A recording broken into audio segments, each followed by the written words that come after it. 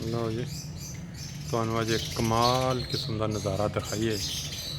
ਸੁਣਿਆ ਸੀ ਸਿਰਫ ਜਿਹੜੀਆਂ ਲੇਡੀਜ਼ ਨੇ ਉਹ ਹੀ ਆਪਣਾ ਸ਼ੀਸ਼ੇ ਦੇ ਅੱਗੇ ਜ਼ਿਆਦਾ ਟਾਈਮ ਚਿੜੀਆਂ ਦਾ ਸਾਥ ਲਾ ਲਓ। ਉਹ ਚਿੜਾ ਤੇ ਚਿੜੀ ਦੋਨੋਂ ਇੱਕ ਗੱਡੀ ਦਾ ਜਿਹੜਾ ਸਾਈਡ ਮਿਰਰ ਨਹੀਂ ਹੁੰਦਾ ਸ਼ੀਸ਼ਾ ਉਹਦੇ ਅੱਗੇ ਦੇਖੋ ਤੁਸੀਂ ਕਮਾਲ। ਉਹ ਕਹਿੰਦਾ ਜੀ ਮੈਂ ਪਹਿਲੇ ਖਲੋਣਾ, ਉਹ ਕਹਿ ਰਹੀ ਮੈਂ ਇੱਥੇ ਖਲੋਣਾ। ਸ਼ੀਸ਼ੇ ਦੇ ਅੱਗੇ ਇੰਜੋਏ ਕਰ ਰਹੇ ਨੇ ਕਮਾਲ। ਵੈਸੇ ਦੇਖੋ ਅਸੀਂ ਤਾਂ ਇਨਸਾਨਾਂ ਨੂੰ ਸਮਝਦੇ ਹਾਂ ਕਿ ਇਨਸਾਨ ਜਿਹੜੇ ਨੇ ਉਹ ਸ਼ੀਸ਼ੇ ਦੇ ਸ਼ੌਕੀਨ ਨੇ, ਲੇਕਿਨ ਪਰਿੰਦੇ ਜਿਹੜੇ ਜੇ ਇਹ ਵੀ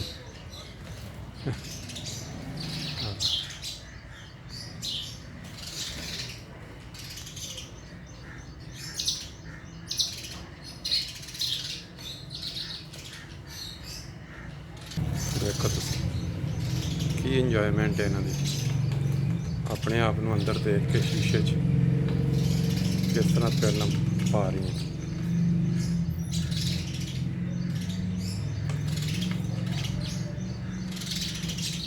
ਸ਼ੀਸ਼ਾ ਇੱਕ ਐਸੀ ਚੀਜ਼ ਹੈ ਜਿਹੜਾ ਨਾ ਸਿਰਫ ਇਨਸਾਨਾਂ ਨੂੰ ਬਲਕਿ ਪਰਿੰਦਿਆਂ ਨੂੰ ਵੀ ਉਤਾਰ ਲੈਂਦਾ ਆਪਣੀ।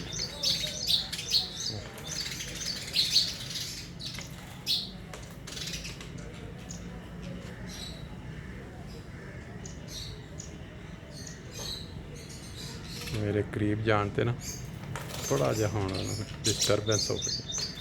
ज्यों ज्यों मैं अगे जावांगा डिस्टर्बेंस अभी अजे तक मैं 1 मीटर फासला रह गया, लेकिन मैं अपने इंजॉयमेंट के इस तरह बिजी ने कि कोई डर खतरा नहीं है।